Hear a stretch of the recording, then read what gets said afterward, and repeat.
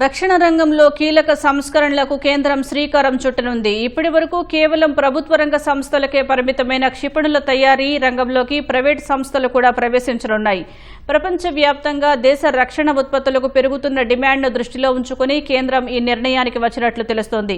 Private భాగస్వామ్యం వల్ల అత్యాధునిక సాంకేతికత అందుబాటులోకి రావడమే కాకుండా రక్షణ రంగ ఎగుమతులు భారీగా పెరిగే అవకాశం ఉందని నిపుణులు అభిప్రాయపడ్డారు.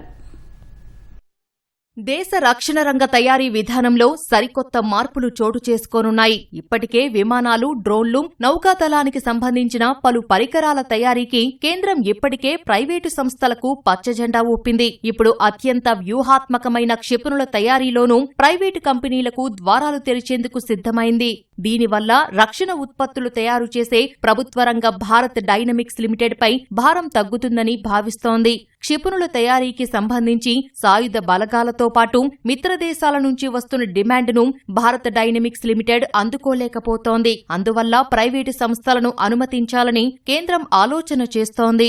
గగనతలం నుంచి గగనతలంలోని లక్ష్యాలను ఛేదించే అస్త్రా మార్క్ 2 క్షిపణుల తయారీకి ప్రైవేటు సంస్థలను కేంద్రం ఆహ్వానించనుంది. ఇందులో ఐకామ్, అదానీ, భారత్ ఫోర్జ్, టాటా గ్రూప్, మహీంద్రా గ్రూప్ తదితర సంస్థలు పాల్గొనే అవకాశముంది. డిఆర్డీఓ అభివృద్ధి చేసిన అస్త్రా మార్క్ 2 క్షిపణి దృశ్య పరిధి అవతల ఉండే లక్ష్యాలను సునాయాసంగా ఛేదించగలదు. పాకిస్తాన్కు చైనా సరఫరా చేసిన దీర్ఘశ్రేణి PL-15E క్షిపణికి దీటుగా దీన్ని రూపొందించారు. Tejas mark 1A, MiG-29, Sukhoi, Rafale యుద్ధ విమానాలకు అస్త్రా మార్క్ 2 క్షిపణులను అనుసంధానించనున్నారు. అస్త్ర క్షిపణిని కొనుగోలు చేసేందుకు ఇండోనేషియా ఇప్పటికే ఆసక్తి చూపింది.